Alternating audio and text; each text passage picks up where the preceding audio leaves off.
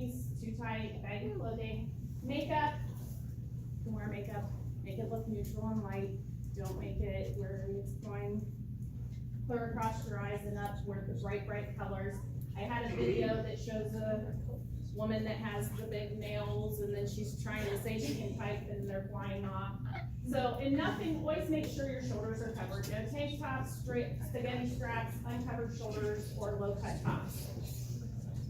So, as I said, suits, they're nice. If you're going for a professional job, definitely wear a suit. But you really only need to dress one step above the job you're interviewing for. Or if you do your research on the company, like we were talking about before, you could find out if they are showing pictures on their website, what they normally wear, and wear very similar. So next slide. So if you look on the one side, she looks nice, but she really looks like she's going out for dinner or out for a day of shopping or something. And if you look on the other side, she looks more put together and ready for an interview. Same thing with gentlemen, you have to wear a suit. You know, dress for the position you're going for, but don't wear your ball cap, t-shirt, and jeans. Wear more of a casual. It can be also a polo shirt with khakis. It doesn't have to be the shirt and tie. So here's some varieties of dress for men and women. So they have the formal dress if you are going for a professional position. They have business dress, business casual, smart casual, and casual. I will tell you, I have a son that went to school for mechanics. So his job he was looking for was mechanics. Now he loves to dress up, so he wanted to go buy a suit. And I'm like, you do not need a suit to go to interview for a mechanic's job. So I suggested one of more of the business casual, the khaki and the polo. He ended up going with more of a business with dress pants and shirt and tie just because that's his style. But that is perfectly okay for going to a company that you know what they do and what you're going to be doing. Okay, so we were just talking about brands. So here's a whole bunch of logos. Now I'm sure all of you noticed some of those logos and know what they are. Okay, tell me some of them. Yeah. And have you always heard good things about those companies? No. What have you heard some negative? The BP oil. Okay, as what he said was like the BP. They had the BP oil spill here a few years back. So these are everybody's logo. This is their brand. You can make it a good brand, or you can make it a brand that has some baggage with it. So you are your own brand. And what Captain Hunter was talking about in that, your social media presence does definitely make a little bit of your brand. So you always want to make sure that your brand is one of the better brands that your logo is that they know.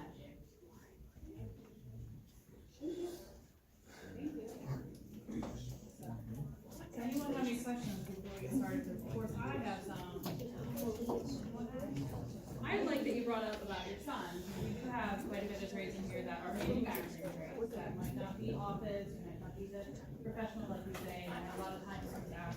Well, you know, what do I wear? I'm not going to my job. I'm not going to wear a suit and tie. So what should I wear on the interview? Do you guys have any advice? I know some of you guys are kind of employee those types of employees. So what would you say would be a good interview attire? I'd say for one thing is, whatever you're gonna wear, try it on the night before and make sure you're comfortable in it. If you've never worn a suit before, you wear a suit like once a year for, you know, Easter or grandma's, you're not gonna be comfortable. And if you're not comfortable, you're not gonna be yourself. I wanna see someone that's comfortable being themselves. You still need to, you know, clean yourself up a little bit. If you've got, if you've got tattoos, don't try to, I've seen people like stick like a bandage, like they got an ace bandage. I'm like, yeah, you got a tattoo. Like, if you're looking for a manufacturing job, mechanic job, a lot of times we don't care. The main thing is, you know, as long as you don't have an obscenity on your neck or something like that, a lot of us could kind of care less about that. The other thing that's kind of big important, guys, Axe body spray, take it easy before the game. There's been a ton of times I'm like, oh my god, it's that cold breeze crap.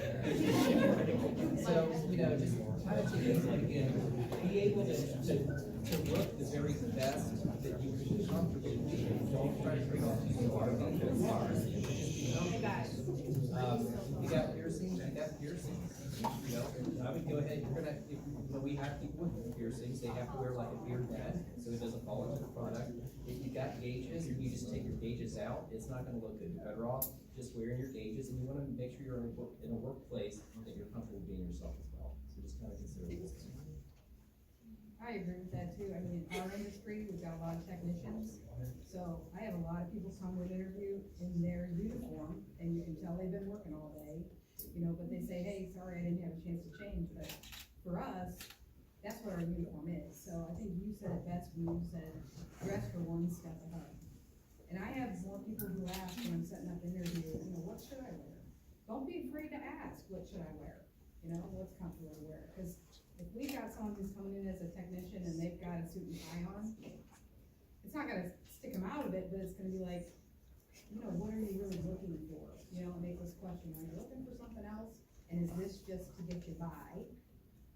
So I would say, do your research on the company and kinda, you know, wear what you see or wear what you know, and if you don't know, don't be afraid to ask. I'll echo what Brian stated about the suit. If you're not accustomed to wearing a suit, you don't even look normal to me when you come in wearing it. I'm looking for really, I would say, long sleeve shirt and a tie is probably a good setup for what we're talking about. But if you come in wearing a suit that you have never worn before or wore a year ago, and it doesn't fit right, and you're not comfortable with it, it just kind of shouts out phony to me. The other thing that's sort of one of my pet peeves is coming in with the sunglasses on top of your head. That just irritates me to no end. It's somewhat of a personal type of a thing. But again, you're in competition with other people. And just one little simple thing can push somebody else ahead of you, right way or wrong. So make sure, you know, the tattoo thing was mentioned. Our policy is we do not allow any visible tattoos, so it doesn't mean we're not gonna hire you because you have a tattoo on your arm, but we're gonna require that to be covered.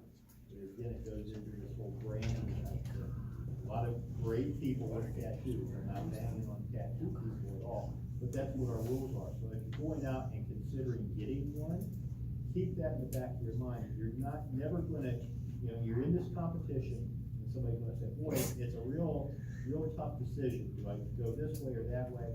Well, I'm gonna go because this person has the most awesome tattoo. I mean, that tattoo is not gonna put you in front of anybody. So keep that in mind if you're getting tattoos and they're gonna be visible. It could possibly affect the decisions that other people make. Maybe for the good, maybe for the bad, but it's out there. And with the covering of tattoos, just to go back on that, it does depend on the job, like these guys have all talked about. It depends on the job, because law enforcement, you can't have them visible. A lot of times, a lot of the healthcare, you cannot have them visible. If you're going to work in manufacturing environment, mechanic environment, and that, it usually does not matter either way. So I'll just add in there, and this is gonna be not like common across the board here, but, so if we're hiring a painter, painters are common for tattoos, and the quality of their tattoos speaks about the quality of what a painter is, so that's the other side of that. And we don't, you know, we don't care if you have tattoos, like what Brian said though, you know, no obscenities, no. I shook the hand of a body man for an interview once, and he had one letter on each finger, and that was the end of the interview. We didn't even remember it, so just watch for that, but yeah, we sometimes look at that, and, like you said too, 90 seconds when you walk in the door, or for us, because of our industry, we look at your car too. So I don't care if it doesn't have to be a new shiny car, it can be a car with rust on it, but if it's a clean car and you're interviewing for a detailer, you better believe we're gonna look in the parking lot and see what it looks like. So, kind of take that to whatever your position is, whatever they're looking for skill-wise, and make sure that you kind of mirror that. Sorry, go ahead. I'm gonna take the cologne, perfume thing, just to another area. I expect when somebody comes in for the interview, I expect to shake their hand. And I'd like for them to initiate the shaking the hand. But again, one of the things that irritates me is if I shake your hand and now my hand reeks of your cologne or perfume because you did some of this type of stuff, wash your hands after you handle that type of stuff. I don't want to, I mean, to me, it was, okay, they probably didn't wash their hands at all after they put this stuff on. And I don't want to smell like you, no matter what you smell like, for the rest of the day. And oftentimes happens. Yeah, Sue, I like how you said about the payment and their tattoos. We had this similar type thing before, and we had, all different answers depending on industry, and one of them was, I think it was in the animal care field, but they said, I mean, we can go either way with tattoos, it wasn't like against or for, but they said if you have like, for animal care, if you had a paw print tattoo, that shows me you love this industry, you love that field enough that you got that tattoo.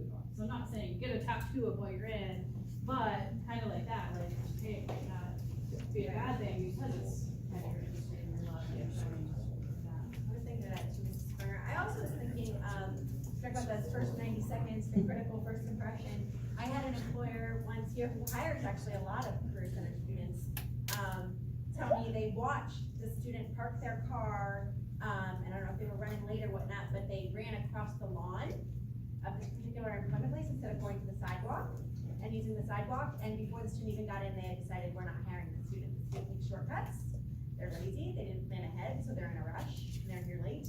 And that sounds like so minor, like, okay, I walked across the grass, so what?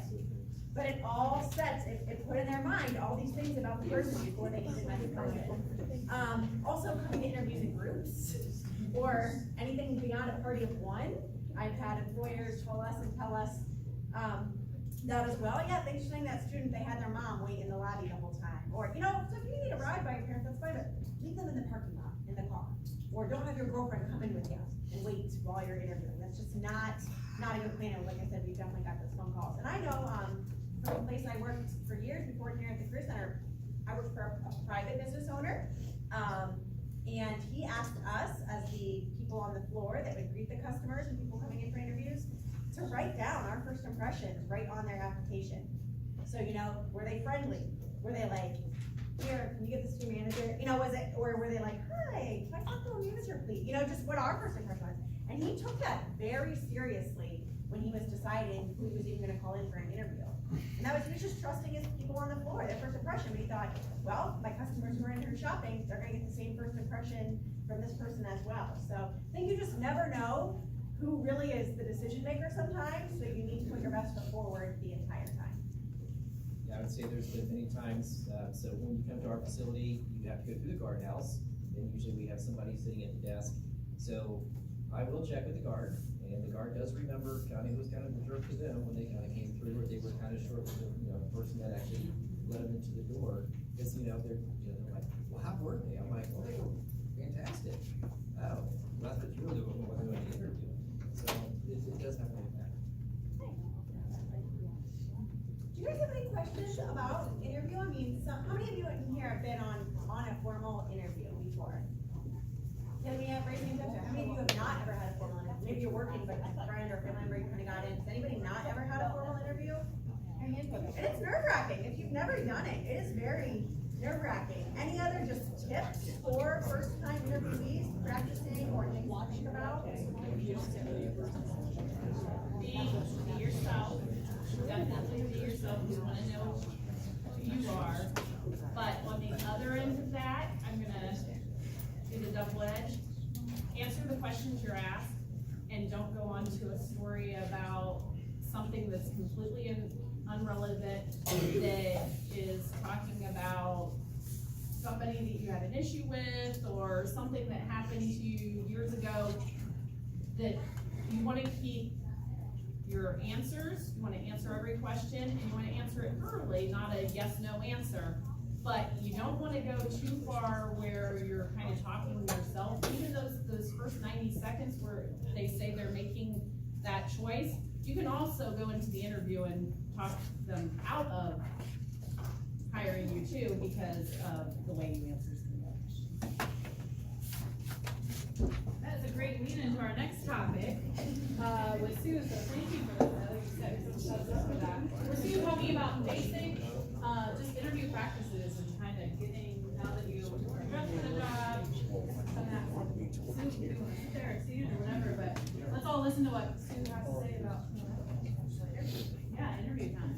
So, yeah, I've got a few tips for you on before the interview, and we've touched on some of them, so if you've already touched on something, I'll just move past it, but I would say, you know, we talked about doing your homework, not only about the company, but do your homework about the position you're interviewing for. The positive side of that is typically where you would find out that the position is available, there would be a job description. So that's your perfect time to jot some questions down. You don't have to know everything about what the details are, but if there's something you don't understand, it's a great question to tell a prospective employer that, hey, I've done my homework, but I do have questions, because that tells us that you care about doing a good job. Does that make sense? So like in our industry, it may say, you know, R&I's parts before they're repaired. If you don't know what R&I means, that's a perfect question to say, hey, I read this, what does R&I mean, and then we can explain it to you. So it's not just about the company, but it's about the position that you're interviewing for. We also talked about, you know, dressing appropriately, being prepared. With being prepared also, I would say, even if you haven't had a job before, if this is your first job that you're interviewing for, you have experience that can tell me as an employer that you might have the qualities I'm looking for. So if you played sports, if you talk about your sports, you know, that will tell me you're a team player. That will tell me that you can listen to and you're coachable. If you babysat, that says you're responsible. That says you enjoy kids. You know, if you, trying to think what else, you know, anything that you might have done that you have experience, whether it's a job or not a job, try and turn that into something that you think the position you're interviewing for would help. Does that make sense? And it can be anything. I mean, it can even be, you know, I was part of the chess club, you know, because even talking about a club that you were in, that tells us that you're passionate about something, and that can translate that you might be passionate about the job you're in. So hopefully that helps. So don't ever feel bad if you don't have experience or if you don't have relevant experience, because that's gonna, anything can speak to what an employee might be, because there are soft skills that cross. So, when you come to an interview, I know we've talked about a lot of things, about how to dress, you know, how to come in. The handshake is important. Don't have like a weak handshake. Put your hand out there and do a confident handshake. That makes a difference too. So there's a lot of little things that we're talking about today that all add up to one big thing to say, hey, this is a whole person that's gonna do well for our company. Look the interviewer or the interviewers in the eye. I know we interview, we have multiple people in the room. So if there's multiple people in the room, don't just look at me because I've interviewed you on the phone. Make sure that you're making eye contact to everyone, and make sure if someone asks you a question, you're looking them in the eye, because that makes a huge difference too. That tells us you're engaged and you're interested in the time that you're taking. Never swear. It's never right. I don't care what you're talking about. Never use a swear word, because again, that tells us about the person you are and about how you would act on day to day. Think before you speak. So if you're asked a question, don't feel bad if you don't have the answer right now and you can say it. There is nothing wrong with a pause in an interview, because you might get a pause on our end, because we kind of do round table questions. So sometimes if we can't piggyback off one, it takes us some time. So never feel bad if you're taking time, or, you know, even say, you know what, let me think about that for a minute.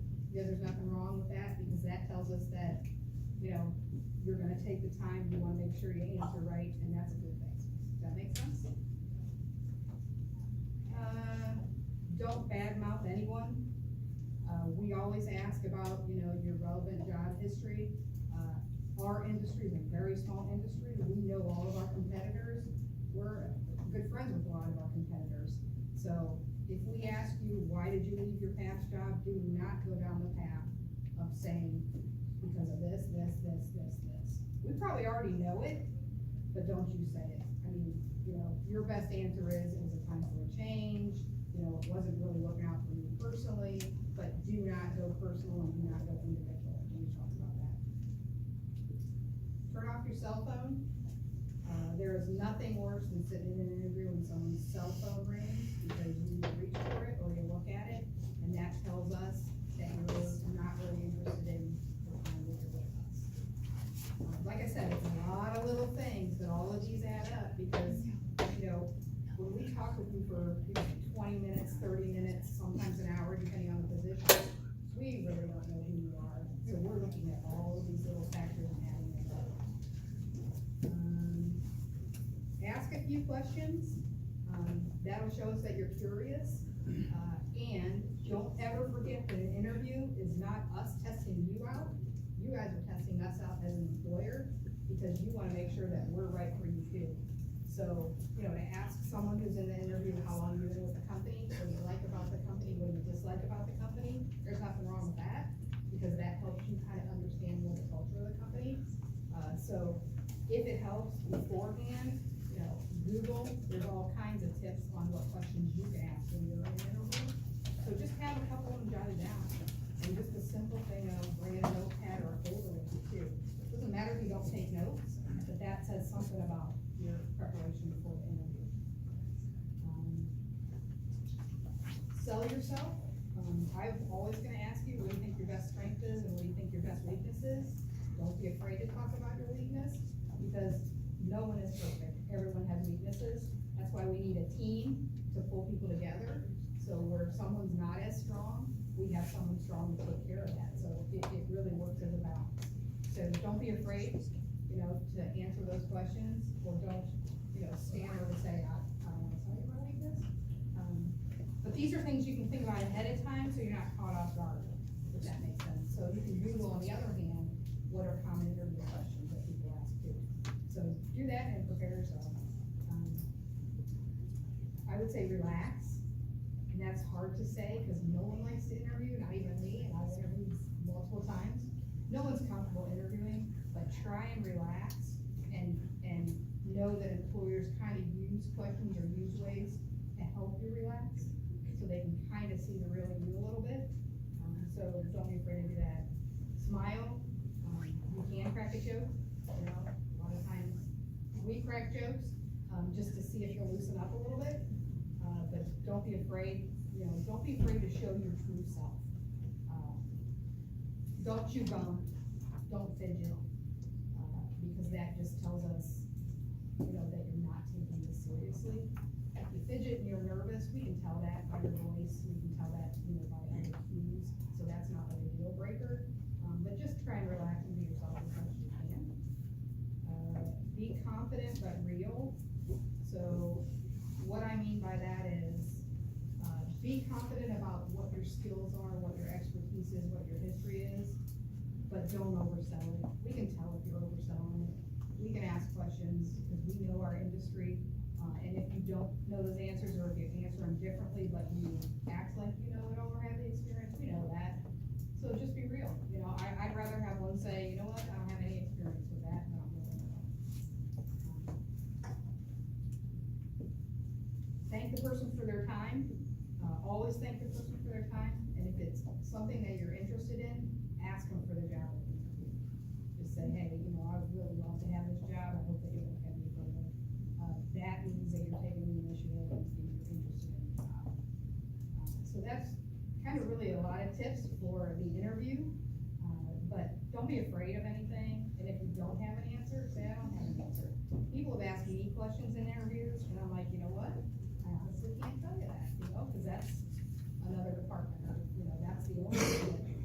Don't be afraid if you don't know the answer, because not everyone has the answers. So, I would also say, before you leave, ask the time frame for hire. You know, say, hey, when are you looking to hire? You know, and if I tell someone 2 weeks, then you guys move into after the interview. I would say, if someone says 2 weeks, I would call them a week, I would call them 2 weeks. I'm just following up on my interview. That means a lot too. And I think it also asked that I talk about what to do if you're hired or not hired. And like I said, if you haven't heard, call back. If you're rejected for the job, try not to take it personally. Like I believe you said earlier, is there's a lot of candidates out there looking for jobs.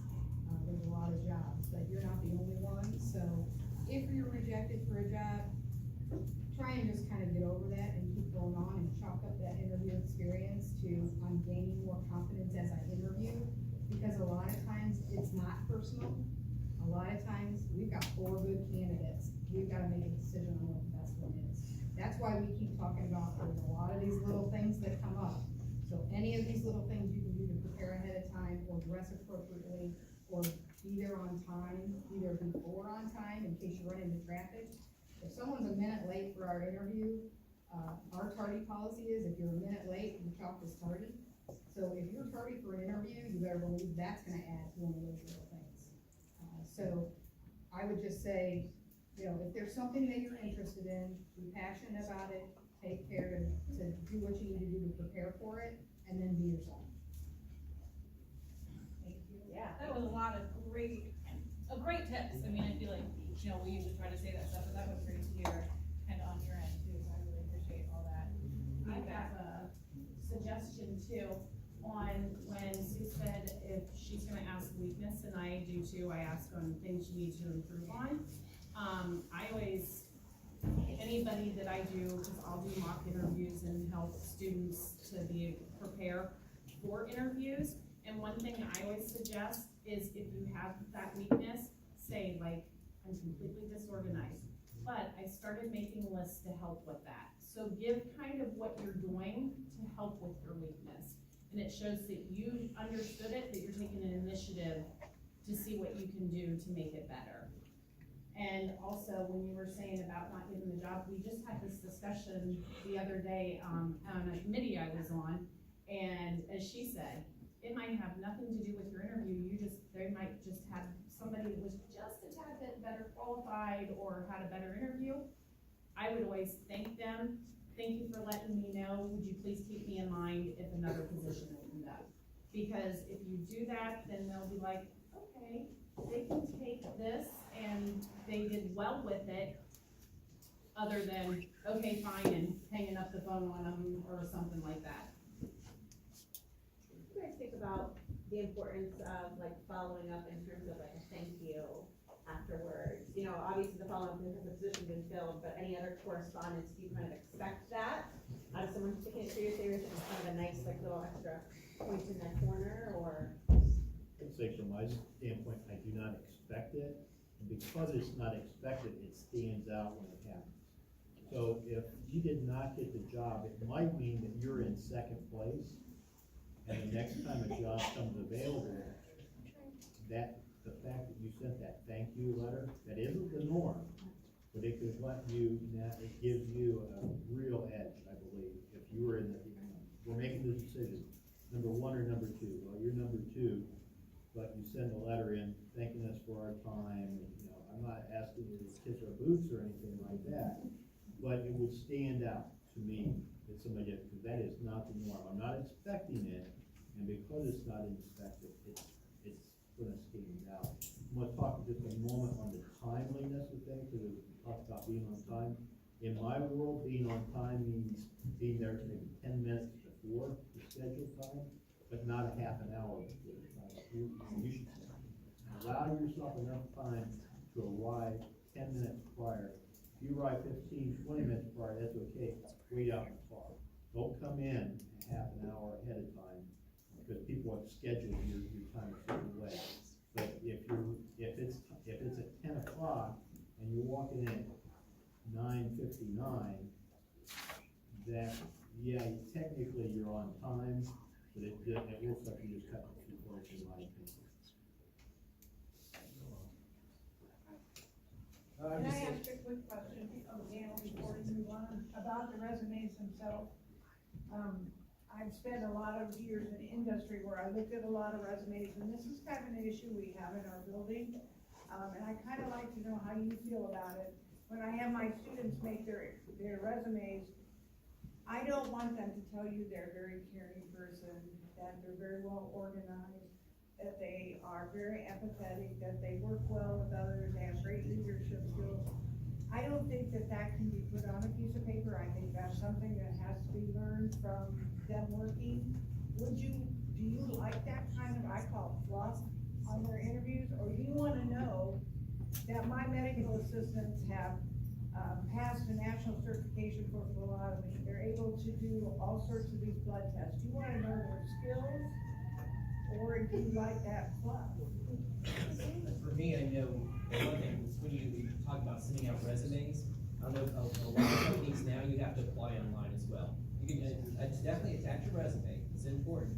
When you apply online, answer all the questions, I don't care if it's on your resume or not, answer all the questions, because if I look through there and there's stuff that's skipped, I'm like, seriously? And then they say attention to detail, I'm like, not so much, because you're missing a bunch of stuff there, so pay attention to that. But you're right, you can kind of get in too much of the fluff, so, or even, it just comes across in an interview too, because someone will be telling you what a good person they are. I like good people, I hope I hire good people, but I also need good people with skills that, that can work together, that have whatever qualifications we're looking for. So yeah, people can kind of go overboard with those kind of things, but talk about your certifications, talk about why you're able to do that job. Being a good person's not always gonna get, I consider myself a halfway decent person at least, that doesn't mean I can do every job out there, I have to have skills for that. And I would say, when I'm looking at resumes, I'm literally, I look at many, and my eyeballs go to their past employment and then their education. If it is a grad, or somebody that does not have a lot of, experience out there, then I will look at what they say their skills are, whether, if I'm looking for somebody for office and they have Microsoft, stuff like that, or another thing that you have said, volunteering too. If you volunteer or something, that would be great on a resume if you don't have enough. But putting some of the fluff in, we're gonna see that in the interview, more than needing it on the resume. Thank you very much. But I will say also, like on Indeed or some of those other sites where you can apply, when it walks you through resume building, it asks you some of those things. So, I'm with Brian, I look at an application, so if on Indeed I get all these, first thing I do is I'll send you an email back and say, go to our website, fill out an application, because those are the questions I want. I would talk about the resume or the application, oftentimes will ask for references. The people that you put down as references, make sure that they know they're being put down as references, and obviously I would expect that anybody that you put down as a reference would speak positively about you. So I don't look at the references with a whole lot of concern, but be concerned about putting people down as references, maybe that work at the organization where you're at. The reason I say that is just because you know Jimmy Smith that works for the company, doesn't mean that Jimmy Smith is necessarily a good employee. So if he was the employee of the year last year, it's probably okay to mention him in your resume that you're acquainted with him. But unless you know that, be careful about that. That might come up in the actual interview. Hey, is there anybody here that you're acquainted with? And you can talk about that. You want to know who you're talking about when you get that, right? And the larger the organization is, the more, the odds are that they might have somebody that's maybe a problem employee. So you want to be careful about listing somebody as a reference as a problem employee for the company. You may not necessarily know that. Also on references, right on our application, it says provide 3 references, and the title is professional references, and it says right under that, at least 2 of them have to be professional. If I get an application back that has 3 that say relationship friend, I'm not gonna call you friends, because I know what your friends are gonna say about you. So I'm gonna dig deeper, and I'm gonna